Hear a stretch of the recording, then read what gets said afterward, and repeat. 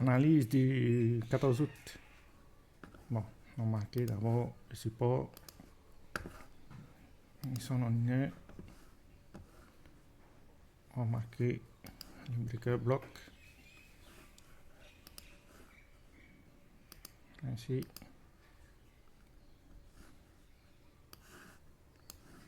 C'est ça les deux niveaux à surveiller par rapport à Bitcoin. Si jamais le marché descend, on casse notre support plutôt, ensuite vient retester notre support et n'arrive pas à casser à la hausse, il y a de fortes probabilités qu'on a cherché les niveaux, ces niveaux-là, à cause de notre gap qu'on a là ici. Donc il y a de fortes probabilités qu'on vienne chercher ces niveaux-là, 55 400, si on casse en tendance baissière. Maintenant, si le marché arrive à tenir, si notre support arrive à tenir là ici, le marché vient, il essaie de casser à la baisse, il n'arrive pas, on consolide, plus on vient tester une première fois, on n'arrive pas et on casse. On reteste, puis on part combler le gap qu'on a au-dessus, on de consolider. Mais c'est ça notre chemin aussi par rapport à la suite. Surtout qu'on a un gap là ici. Donc il y a de fortes probabilités, soit qu'on comble ce gap-là, soit qu'on comble ce gap-là. Voilà. Après, par rapport au trade d'hier, avec les résultats du CPI, les CPI, c'est 2,9. 2,9, les attentes étaient de 3%, on a eu des résultats de 2,9, ce qui est bon par rapport à la suite. Maintenant, le trade, c'était en 5 minutes. Ça, les premières minutes, pourquoi j'ai dit hier qu'il ne faut jamais trader les premières minutes? On donne le résultat là ici. On a eu un résultat positif, 2,9. Les premières minutes, c'est les algorithmes, ce qu'ils appellent les intelligences artificielles. Ça s'appelle des algorithmes. Mais les 5 premières, les 10 premières minutes, c'est l'algorithme qui prend en charge le marché. Ensuite, arrivent ceux qui ne savent pas trader. Et après ce mouvement-là, c'est les vrais traders, les professionnels. C'est pour ça qu'il ne faut jamais trader les premières minutes, les 5 à 10, 15 premières minutes même, avant de pouvoir prendre une position sur le marché. Parce que si on regarde bien, la nouvelle a été donnée là ici. Ensuite, le marché, qu'est-ce qu'il a fait? Il a monté une première fois, il a monté une deuxième fois, et là, il a corrigé toute la hausse. Donc, c'était déjà un signal. Parce qu'on appelle ça une bougie d'avalement baissière. C'était notre premier signal. Le deuxième signal, c'était à la cassure. À la cassure de ce niveau-là. Donc, on aurait pu prendre un trade par rapport à ça. Dès que la cassure de ce support-là a cédé, on aurait pu prendre un trade par rapport à ça. Et d'aller chercher notre order bloc qu'on avait. Ça, c'était mardi dernier. On aurait pu prendre un trade par rapport à ça. Après, par rapport au stop loss, c'était ce niveau-là. Tant qu'on est au-dessus de ce niveau-là, ça va. Voilà. Ça, c'est l'order bloc qu'on avait. Si on vient en une heure, on va mieux. C'est celui-là.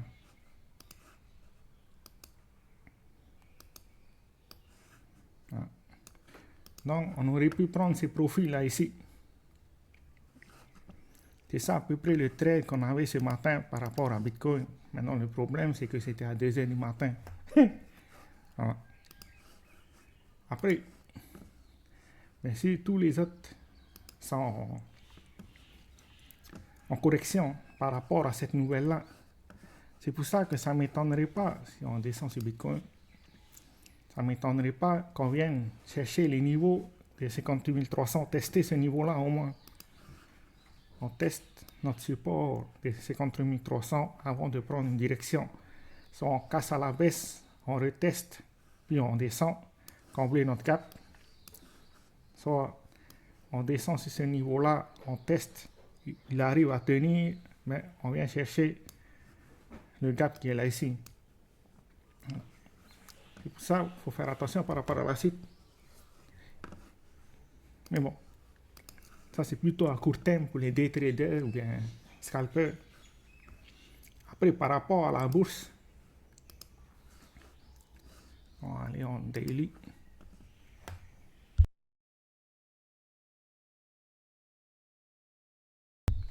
Si jamais le marché arrive à corriger et que ce niveau-là tient, c'est-à-dire ce niveau-là,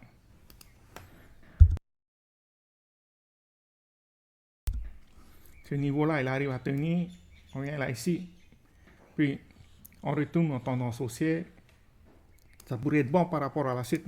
Ça, c'est la résistance à casser. Voilà. Maintenant, on peut aussi faire ça. On arrive, on corrige, on ne vient pas tester le niveau qui est en dessous, puis on part direct en tendance haussière. Ça, c'est pas mal aussi. Mais si jamais le marché arrive et ce niveau-là n'arrive pas à tenir, il faut s'attendre à ce qu'on aille plus bas. Ça, c'est pas quelque chose de bon. Voilà. Mais au moins qu'on est un peu comme cette zone-là. Si je remets le replay. Voilà. On est venu faire un point bas, puis on est venu tester à ce niveau-là. On n'a pas testé le point bas, mais au moins on a fait un pullback. C'est ce que j'attends par rapport à ce niveau-là. Je vais voir si le pullback arrive à tenir, ou bien si jamais il casse. C'est pour ça qu'il vaut mieux rester patient en ce moment par rapport à la bourse. Parce que le pullback va nous dire si jamais il y a de la demande ou s'il n'y a pas sur le marché. Donc, il faut faire attention sur le marché en ce moment. Surtout que là, il n'y a pas eu de pullback depuis le début. Ça, c'est juste parce qu'il y avait des gaps laissés par le marché. Donc, on peut appeler ça une montée mécanique. Ils sont juste venus combler le gap qu'il y avait là ici. Donc, ça ne m'étonnerait pas qu'après avoir comblé les gaps, on a ce dernier gap-là à combler. Après avoir comblé les gaps, on commence un pullback. C'est le pullback qui va nous donner des signes. Si jamais il y a de la demande ou il n'y a pas de demande sur le marché. C'est pour ça qu'il faut faire attention. Le prochain pullback qu'on a sur la bourse. Car si jamais il tient, le pullback arrive à tenir et qu'on a un cassé, c'est probablement le début d'une tendance haussière. Maintenant, comme on l'a vu précédemment, à chaque fois qu'il y a l'élection présidentielle américaine, le marché a tendance à faire un range. C'est-à-dire, c'est ça, il vient tester les plus bas, il retourne tester une dernière fois avant de partir en tendance haussière. Voilà. Donc, le chemin du range, c'est ce qu'on a eu chaque année depuis les années 2000. À chaque fois qu'on a eu une élection, c'est tous les 4 ans, mais on a eu un marché comme ça en range. On est monté, testé notre résistance, on est venu tester notre support avant de partir à la hausse. Sauf en 2008, parce qu'en 2008, il y avait le crash. Mais sinon, toutes les autres élections, c'est ce qui s'est passé. Un range avant de consolider en haut et de repartir en tendance haussière. Voilà. C'est tout ce que j'ai pour aujourd'hui. Ciao, ciao.